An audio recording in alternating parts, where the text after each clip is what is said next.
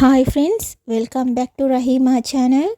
இன்றைக்கி சூப்பராக டேஸ்டியாக ஒரு கருவாட்டானம், ஸ்ரீலங்கன் ஸ்டைல் கருவாட்டானம் எப்படி செய்கிறேன்னு ஷேர் பண்ணிக்கிறேன்.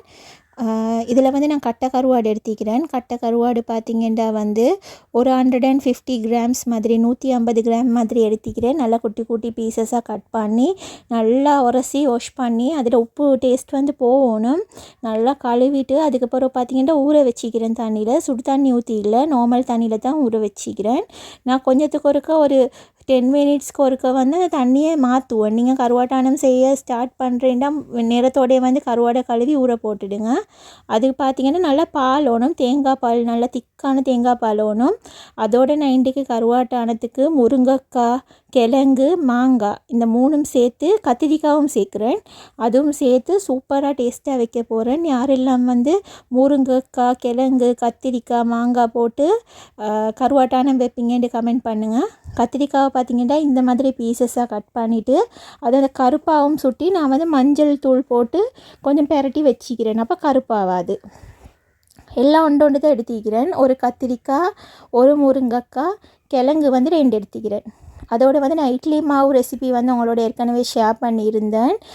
அதே இட்லி மாவில் தான் வந்து முறுமுறுன்னு தோசை செஞ்சுருந்தேன். கட்டாயம் வந்து என்னை இட்லி மாவு ரெசிபி பார்க்காதவங்க போய்த்து பாருங்கள். கருவாட்டானத்துக்கு பார்த்திங்கன்னா ஒரு வெங்காயம், ஒரு தக்காளி, 4-5 பச்சை கொச்சிக்காய், கொஞ்சம் கருவேப்பிலை எல்லாம் இந்த வீடியோவில் காட்டுற மாதிரி நல்லா கட் பண்ணி வந்து நாங்கள் அந்த ஆணம் வைக்கக்கூடிய சட்டியில் சேர்த்துக்கோங்க. அதோடு வந்து ஒரு 1/4 டீஸ்பூன் மஞ்சள் தூள். நீங்கள் வந்து மண் சட்டியில் கருவாட்டானம் வச்சிங்கன்னா இன்னும் சூப்பர் ஆகிக்கும். ட்ரை உங்கள்கிட்ட மண் சட்டிக்குமெண்டா கட்டாயம் மண் சட்டிலே ட்ரை பண்ணுங்கள். அதோடு வந்து பார்த்திங்கன்னா சீரகத்தூள், கியூமின் பவுடர் வந்து ஒரு 1/2 டீஸ்பூன், வெந்தயம் சேர்த்திக்கிறேன் ஒரு 1/4 டீஸ்பூன். நாங்கள் வந்து கலாம்புல வந்து உளுவரிசி என்று சொல்லுவோம். லாஸ்ட்டாக நான் உளுவரிசி என்று சொல்லவும் நிறைய பேர் கமெண்ட் பண்ணியிருந்தீங்க. அது தமிழ் இல்லைண்டு, அது தமிழோ இல்லையோ, நாங்கள் கலாம்புல இதுக்கு உளுவரிசி என்று தான் சொல்லுவோம். அதோடு வந்து சில்லி பவுடர் பார்த்திங்கன்னா ஒரு டேபிள் ஸ்பூன் சேர்த்திக்கிறேன். உங்களோட ஸ்பைஸ் லெவலை பொறுத்து தான். நான் எங்களுக்கு ஒரு டேபிள் ஸ்பூனே போதுமாயிடுச்சு.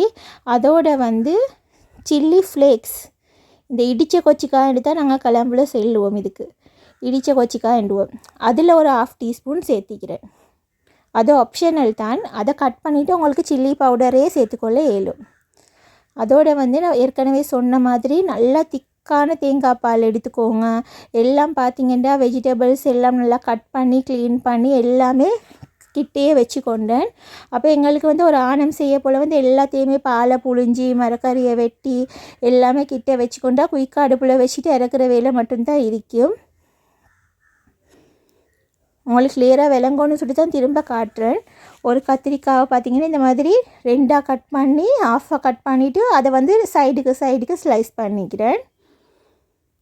லாஸ்ட் வீடியோவில் வந்து என்கிட்ட ஒருத்தர் கருவாட்டானம் ரெசிபி போடுங்க இருந்தீங்க. இது எங்களோட கலாம்புல நாங்கள் செய்யக்கூடிய ஸ்டைலில் தான். இப்போ நாங்கள் அதை போட்டு வச்ச அந்த வெங்காயம், கொச்சிக்காத்தூள் எல்லாம் போட்டு வச்சோமே, அதில் வந்து 2க்கும் 3ஆவதுக்கும் எடுத்த பாலை சேர்த்தேன். அதோடு வந்து தண்ணியும் சேர்த்துக்கொள்கிறேன். இது வந்து எங்களுக்கு எவ்வளோ கிரேவி தேவையோ அந்த அளவு தான். நான் பார்த்திங்கன்னா ஒரு கப் வந்து தேங்காய் பாலும், ஒரு கப் தண்ணியும். ஒரு கப் தேங்காய் பால்ன்றது வந்து ஃபஸ்ட்டுக்கு எடுத்த திக்கான பால் இல்லை, நான் 2ஆவதுக்கும் 3ஆவதுக்கும் எடுத்த பால். ஃபஸ்ட் பாலை வந்து வச்சிக்கிறேன்.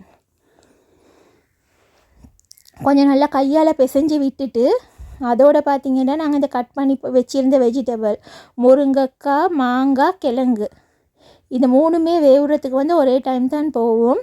அதனால் 3ஐயுமே போட்டுக்கொள்கிறேன். இந்த முருங்கைக்காய் சேர்த்தா வந்து கருவாட்டானம் அப்படி ஒரு வாசமாக இருக்கும். அதோட கிழங்கு சேர்த்திங்கன்னா வந்து கருவாட்டானத்தில் இருக்கிற கிழங்கு எடுத்து நான் கருவாடு சாப்பிட மாட்டேன். இந்த கருவாட்டானத்தில் போடுற அந்த கிழங்கு எடுத்து சாப்பிட்றதுக்கு நான் சரியான விருப்பம். யாரெல்லாம் அப்படி சாப்பிட விருப்பம் என்று கட்டாயம் கமெண்ட் பண்ணுங்கள். இப்போ இப்படி ஒரு ஆனமண்டு வச்சிங்கன்னா வந்து வேறு எந்த வெஜிடபிளும் தேவையில்லை. கருவாட்டானத்தோடையே சோறை சாப்பிட இடும். என்னென்னு சொன்னால் எல்லா வெஜிடபிளும் இதில் இருக்குது தானே. நான் ஏற்கனவே சொன்ன மாதிரி நான் கருவாடு தண்ணியை வந்து ஒரு 10 மினிட்ஸ் ஒன்ஸ் வந்து மாற்றி மாற்றி கொஞ்சம் கசக்கிட்டு திரும்ப மாற்றி அந்த தண்ணியில் ஊற வைப்பேன். அப்போ அதில் இருக்கிற உப்பு தன்மை வந்து கொஞ்சம் குறையும். நீங்கள் வந்து ஆனத்தை நான் செய்ய போல் வந்து பார்த்திப்பீங்க, நான் உப்பு சேர்க்கல. இந்த கருவாட்டில் ஏற்கனவே உப்பிக்கும், அதனால நீங்களும் பார்த்துட்டு தான் உப்பு சேர்க்கணும். ஆரம்பத்திலேயே வந்து உப்பு சேர்க்க வேணும்.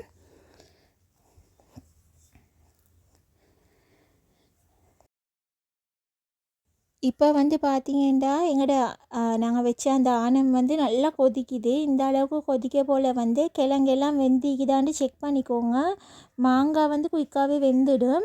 மாங்காய் வேவுறதுக்கு வந்து இந்த கிழங்கும் முருங்கைக்காவும் வேவுற டைமில் வெந்துடும். மாங்காய் வேவணுமென்று சொல்லி நீங்கள் எக்ஸ்ட்ராவாக டைம் எடுக்க வேணும். நான் சொல்கிறதுக்காக வந்து இந்த கருவாட்டானம் வந்து இந்த மாதிரி வச்சு பாருங்கள் எவ்வளோ டேஸ்ட்டாக வருதுன்னு சொல்லி.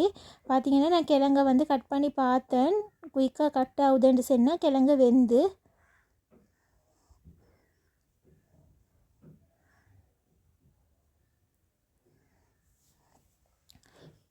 நிறைய பேர் வந்து எனக்கு கமெண்ட் செக்ஷனில் வந்து நிறைய ரெசிபீஸ் வந்து கேட்குறீங்க. நீங்கள் கேட்குற ஒரு ரெசிபீஸும் வந்து இன்ஷால்லா நான் ஃப்யூச்சரில் அப்லோட் பண்ணுறேன். இப்போ பார்த்திங்கன்னா வந்து எல்லாம் மரக்கறியும் வெந்ததுக்கு பிறகு தான் கருவாடை சேர்த்துக்கொள்ளணும். கருவாடு பார்த்திங்கன்னா வந்து ஒரு 5 மினிட்ஸ்லேயே வந்து குக் ஆகிடும். 5 மினிட்ஸும் எடுக்காது, அதுக்கு முந்தைய வந்து குக் ஆகிடும். அதை கருவாடு வேவுற டைமுக்கு வந்து இந்த கத்திரிக்காய் வந்து அதே சேம் டைமில் வெந்துடும். வெஜிடபிள்லேயே வந்து பார்த்திங்கன்னா ஈஸியாக வந்து இந்த கத்திரிக்காய் குக் ஆகிடும். அப்போ நாங்கள் கத்திரிக்காவையும் கருவாடையும் ஒரே அடிக்கு சேர்த்துட்டு அதோடு வந்து ஒரு ஹாஃப் தேசிக்காய் அதை புழிஞ்சி விட்றேன். நீங்கள் பார்த்திப்பீங்க வீடியோவில். ஒரு ஹாஃப் தேசிக்காவையும் புழிஞ்சி விடுங்க. புழிஞ்சிட்டு இதுவும் நல்லா கொஞ்சம் வேவட்டும்.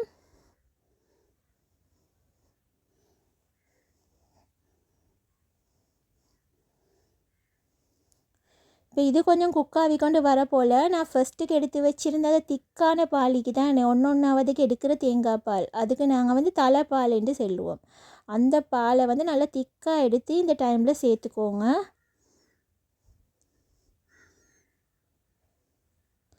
சேர்த்துட்டு இப்போ நல்லா வந்து இந்த கத்திரிக்காய் இந்த கருவாடு எல்லாம் வேகட்டும் இந்த தேங்காய் பாலோடு சேர்ந்து. இப்போ கொஞ்சம் டேஸ்ட் பாருங்கள் வெந்து கொண்டு வரப்போல் உப்பு போதுமாண்டு. எனக்கு உப்பு வந்து போதாண்டு கொஞ்சம் ஃபீல் ஆகின சுட்டி உப்பு சேர்த்து கொண்டேன்.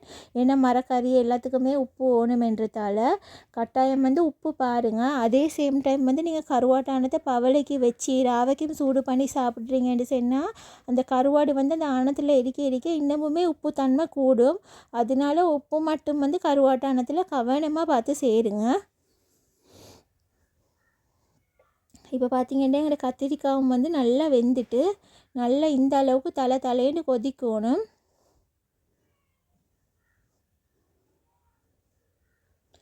எனக்கு வந்து கொஞ்சம் ஆணம் வந்து கொஞ்சம் திக்காகணும் மாதிரி ஃபீல் ஆகின சுட்டியும் நான் கொஞ்சம் ஆணத்தை வற்ற விடுறேன் ஹை ஃப்ளேம்லேயே வச்சு.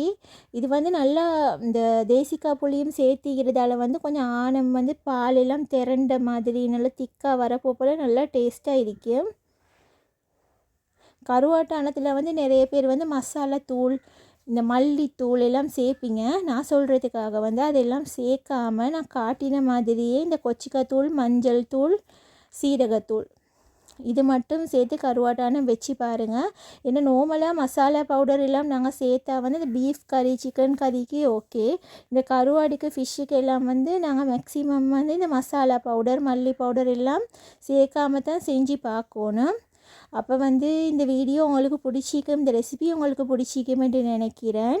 நான் வந்து ஏற்கனவே என் சேனலில் வந்து பிங்சூனுக்கு போயிட்டு அங்கே என் எக்ஸ்பீரியன்ஸ் எப்படி இருந்துச்சுன்னு வந்து உங்களோட ஷேர் பண்ணியிருந்தேன். அதே மாதிரி வந்து இது பிங் ஷோன்னு நினைக்கிறேன், ப்ரொனவுன்ஸ் பண்ணுறது சரியானு தெரியா. அப்போ நிகாம்பில் வந்து இந்த அவுட்லெட்டும் திறந்திருந்தாங்க. அதோடு நாங்கள் அங்கே போயிட்டு வந்து நிறைய ஆஃபர்ஸும் வந்து அவங்க ஃபஸ்ட் மந்த் வரல கொடுத்திருந்தாங்க. அப்போ நாங்கள் அங்கே போயிட்டு இந்த மாச்சா ஐஸ்கிரீம் வந்து 100 ருபீஸ்க்கு, இந்த போபா டீ எடுத்தால் வந்து போபா ஃப்ரீ, டீக்கு மட்டும்தான் நாங்கள் காசு கெட்டணுமென்ற மாதிரியெல்லாம் இருந்துச்சு. எனக்கு உண்மைக்குமே வந்து பிங்சூங்கை விட இந்த பிங்ஷூவேயா என்னன்னு தெரியா, அதோட டேஸ்ட் வந்து உண்மைக்கும் பிடிச்சிருந்துச்சு. யாராவது ட்ரை பண்ணி இல்லாதவங்க ட்ரை பண்ணணுமென்னு நினச்சிங்கன்னு சொன்னால் கட்டாயம் போய்த்து ட்ரை பண்ணி பாருங்கள். எனக்கு வந்து இந்த டேஸ்ட் வந்து பர்சனலாக ரொம்பவே பிடிச்சிருந்துச்சு. அதோட ஸ்டாஃப்ஸுமே ஃப்ரெண்ட்லியாக இருந்தாங்க. அவங்களோட மாச்சா ஐஸ்கிரீம் வந்து 100 ருபீஸ்க்கு ஆஃபர் ஒன்று போச்சு. அதோடு நான் அது ட்ரை பண்ணியிருந்தேன். எனக்கு வந்து இந்த மாச்சாட டேஸ்ட் வந்து அவ்வளோவா பிடிக்கல. ஆனால் எங்களோட மகதி அவனுக்கு வந்து அது நல்லா பிடிச்சிருந்துச்சி. அவர் மாச்சா ஐஸ்கிரீம் வந்து நல்லா விரும்பி சாப்பிட்டாரு. அதனால் நீங்களும் ட்ரை பண்ணி பார்த்துட்டு உங்களுக்கு என்ன பிடிச்சிருந்துச்சுன்னு சொல்லி எனக்கு கமெண்ட் பண்ணுங்கள். இன்னொரு இன்ட்ரெஸ்டிங்கான ரெசிபியோடு நான் உங்களை நெக்ஸ்ட் சந்திக்கிறேன். அதுவரைக்கும் அஸ்ஸலாமு அலைக்கும். பாய்.